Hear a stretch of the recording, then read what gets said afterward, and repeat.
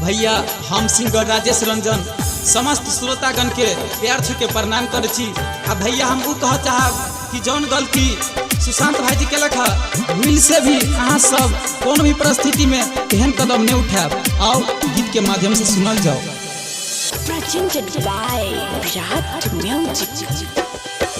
कसुर कोन कहलायो भैया ले लियै फसरी लगाय। कसुर कोन कहलायो भैया ले लियै फसरी लगाय। हमारा सबके भैया गेलियै अहाँ कनाय।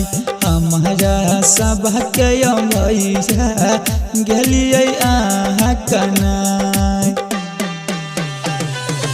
पूरा देश कन्हैया कोना के कहरत विदाई।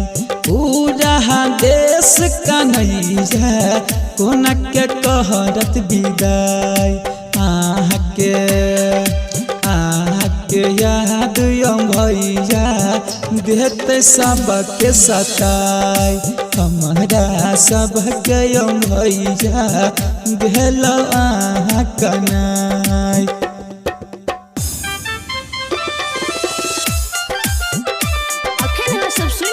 मदना से विराट म्यूजिक के शानदार प्रस्तुति।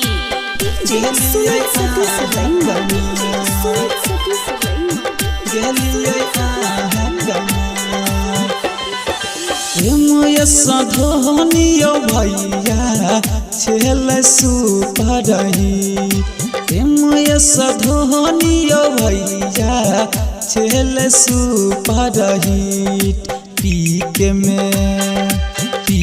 में आयो भैया सब हक दिल ले लौं जी। पीके में आयो भैया सब हक दिल ले लौं जी। कसुर कोन कहलायो भैया ले लियै फसरी लगाय। कसुर कोन कहलायो भैया ले लियै फसरी लगाय। हमारा सबके भैया गेलियै अहाँ कनाय। हमारा सबके भैया गेलियै अहाँ कनाय।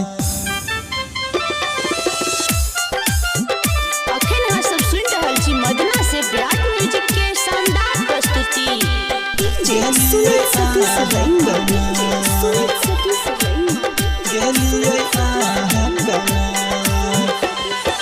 पुरनिया घर अहाँ के बिहार के लाल कहै।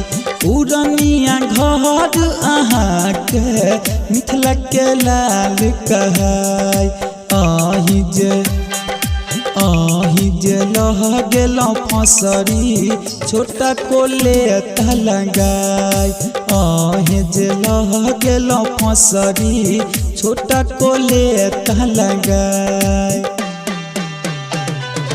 कसुर कोन कहलायो भैया ले लियै फसरी लगाय।